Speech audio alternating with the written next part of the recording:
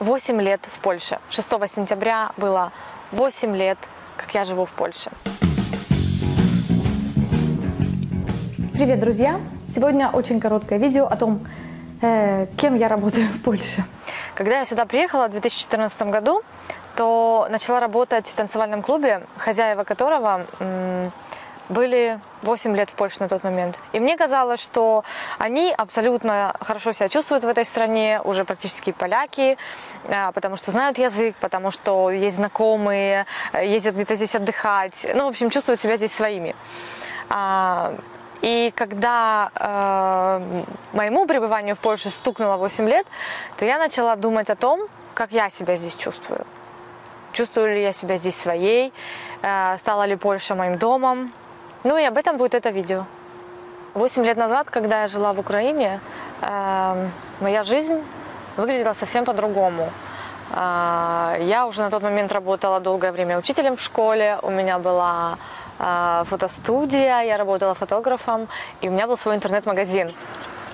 И мне казалось, что моя жизнь прекрасна, удивительна и замечательна, и никаких перемен я не хотела. Но началась война. Сначала мы наблюдали, как бомбят Донецкий аэропорт. До этого нас заняли, оккупировали ДНРовцы. Это было очень тяжело, ну и было понятно, что нам надо уезжать. Об этом я рассказывала в своих предыдущих видео, можете посмотреть их. Вот. И мы выбрали Польшу совершенно случайно, я никогда не была до этого в Польше. Ну и 8 лет назад выглядело это так, что я приехала в Польшу и вижу: прекрасная страна, красивые дома, хорошо одетые люди, ходят в кафе, пьют кофе. Для них это все в порядке вещей, а для меня все это недоступно.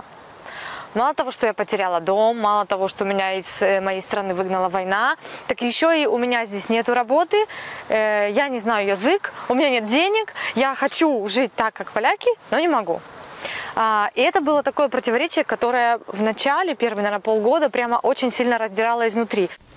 Привет, дорогие друзья! Сегодня будет грустное и жесткое видео о том, что такое эмиграция без розовых очков. Приняли мы решение о переезде в мае, а 6 сентября мы уже были здесь. Работы у нас не было, особых знакомых у нас тоже здесь не было. Мы ехали в ноль и без денег. Я помню, когда я поехала на танцевальные сборы, то меня поселили в одной комнате с воспитательницей, и специально, чтобы она меня учила разговаривать по-польски. Слушайте, и мало того, что она меня учила языку, так еще она мне помогала так очень сильно окультуриться в Польше, потому что каждый вечер заканчивался тем, что я бежала к кому-то русскоязычному и спрашивала: а что, так серьезно в Польше можно? То есть что, учитель может купить себе квартиру или там позволить какие-то дорогие услуги? Я не могла понять, что вообще общий уровень жизни настолько выше, что обычный учитель в школе может хорошо жить. Это, конечно, меня очень-очень сильно удивило, и мне всего этого очень-очень сильно хотелось. Привет! Сегодня хочу рассказать вам о том, что в моей жизни произошел очередной первый раз. У меня состоялся мой первый мастер-класс в Варшаве. Умудрилась в 38 лет поступить в Академию кино и телевидения в Варшаве. И в какой-то момент меня вдруг озарило, потому что де-факто мне выпал шанс радикально изменить свою жизнь. И я подумала, что если уж менять, то в лучшую сторону, чтобы все эти стрессы, переживания и тяготы были просто не зря. Поэтому я начала активно искать работу либо в кино, либо на телевидении. Вышло так, что сначала я устроилась на работу как ассистент режиссера на кулинарном шоу. Потом я стала на другом кулинарном шоу вторым режиссером. И в конце концов я устроилась работать на телевидении продюсером. Еще немножко позже я получила умову о праце, что тоже определенное достижение в Польше. Но я должна вам сказать, что Польша – это капиталистическая страна, в которой, если ты чего-то хочешь, умеешь работать, то обязательно этого добьешься. Но 8 лет назад я бы и подумать не могла, что все так сложится. И прошло 8 лет. И когда была эта дата, то я начала задумываться об этом целом этом периоде и о том, какой был этот 8-й год. И, конечно же, есть огромная разница между тем человеком, который сюда приехал, и тем человеком, которым я сейчас являюсь. Я не могу сказать, что меня изменила только Польша, меня изменила эмиграция в целом. Конечно же, Польша сыграла огромную роль, Польша и поляки, поскольку я попала именно в это окружение, и как бы помогала эта среда мне меняться. А в этом году произошло очень много событий. Это наверняка был самый насыщенный год за все мои 8 лет пребывания в Польше, потому что начало все с того, что мы пережили Хальны в горах. Это было забавно.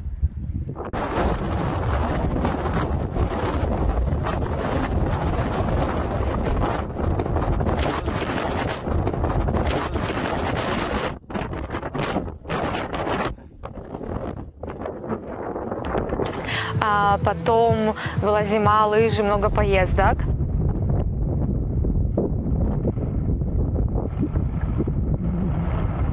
В том числе в Италию трижды. Первый раз мы поехали в начале мая в Венецию и на озеро Гарда.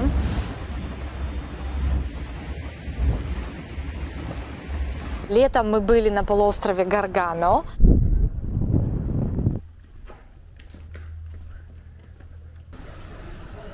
И в самом начале сентября, еще на одну неделю, мы быстренько поехали в Тоскану и Лигурию. Италия с самого детства была моей огромной мечтой. И вот здесь она стала реальностью, и в 3-кратном размере реальностью в течение 1 года. Однако самое главное событие, и не одно, произошло в нашей семье. Во-первых, мы с Вальдеком обручились. А во-вторых, в феврале, когда началась 2-я активная фаза войны в Украине, то, естественно, мы стали очень беспокоиться о моих родителях и стали активно их приглашать сюда. Ну и в марте это удалось.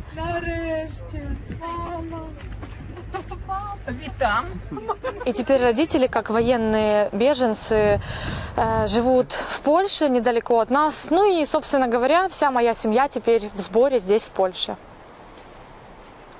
И от этого момента, естественно, все пошло совершенно по-другому, потому что, например, 7,5 лет я была здесь одна, ну, был мой сын, ну, как бы я, как взрослый человек, была здесь без семьи. А тут вдруг моя семья соединилась в Польше, и у меня появились дополнительные обязательства, но и появилось абсолютно новое чувство комфорта такого, что, знаете, вот я иду в магазин, и для меня встретить папу вдруг стало реальностью. 7,5 лет это было на уровне психиатрического какого-то психического отклонения, а теперь вдруг увидеть отца на одной улице, на остановке, в магазине, это абсолютно нормально. Или позвонить маме и пойти с ней на кофе.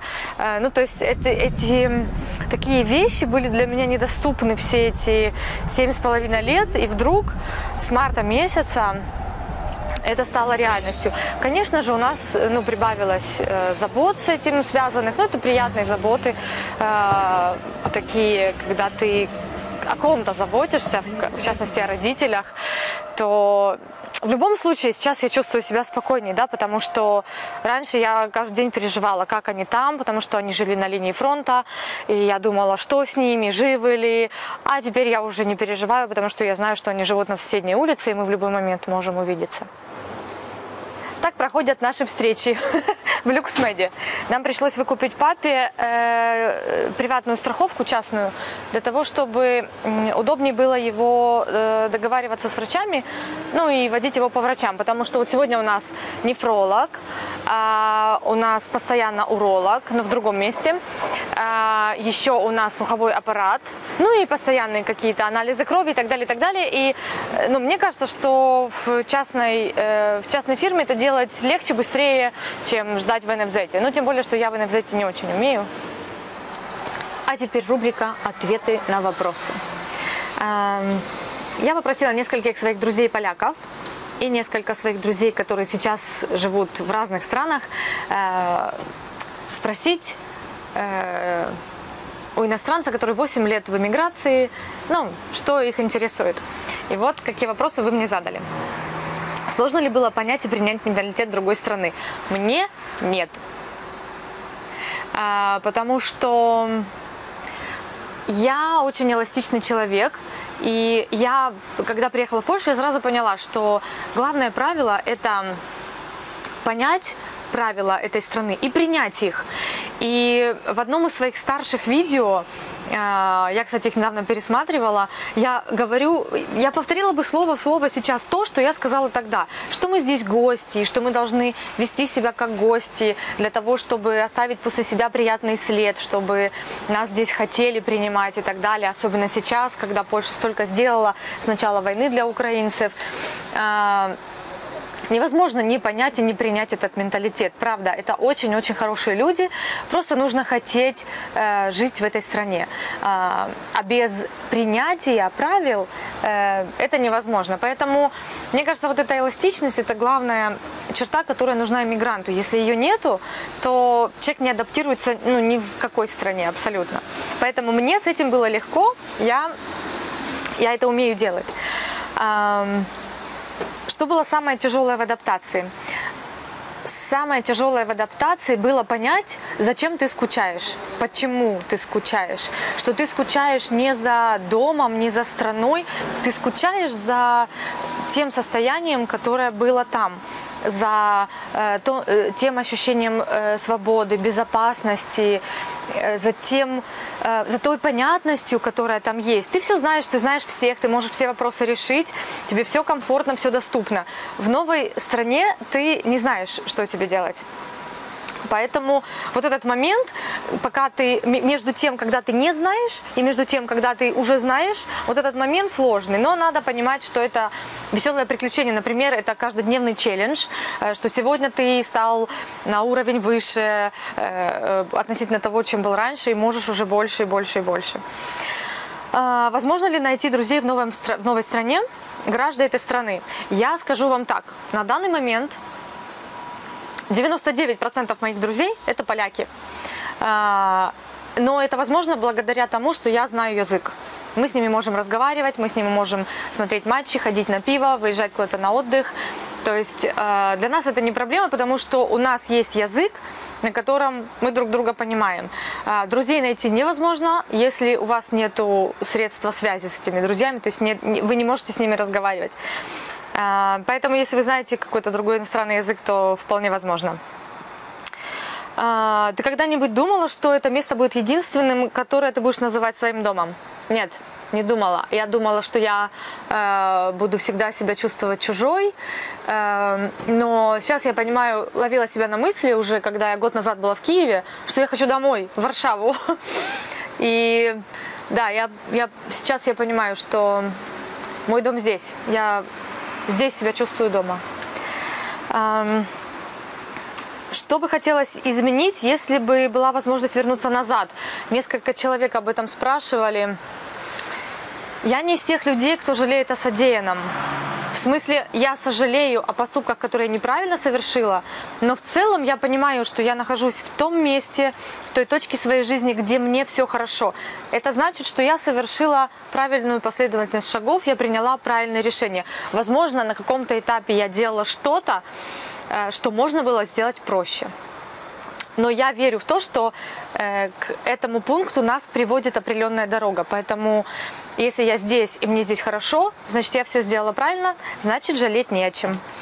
Я как бы думала, может быть, пожалеть о том, что я раньше не переехала. Но ведь если бы я переехала раньше, я бы, например, быть может, не познакомилась бы с Вальдеком, или, быть может, не работала бы на той работе, где работаю. То есть я понимаю, что изменив одно, я изменила бы другое. Поэтому я не жалею о том, что, как это все происходило. Да, путь был нелегкий, и он есть нелегкий, но жалеть здесь слишком хорошо, чтобы об этом жалеть. Чувствую ли я себя до сих пор иммигрантом? Да, я чувствую себя иммигрантом, потому что, как бы там ни было, у нас разный культурный код с поляками. Мы выросли на разных сказках, я уже говорила об этом. Но, тем не менее, лично мне менталитет поляков очень близок. Я чувствую себя здесь хорошо, но я чувствую, что есть невосполнимая потеря. Вот от моего рождения до 36 лет я жила в другой стране. И вот эти 36 лет, они как бы оставили где-то свой отпечаток. Поэтому я понимаю, что я буду иммигрантом до конца моей жизни. Хотя я с каждым годом все более интегрирована в эту культуру, но тем не менее, я все равно останусь иммигрантом, что хорошо. Иммигрант обладает скиллами, умениями, которыми не обладает человек, который никогда не переезжал. Поэтому надо относиться к этому позитивно.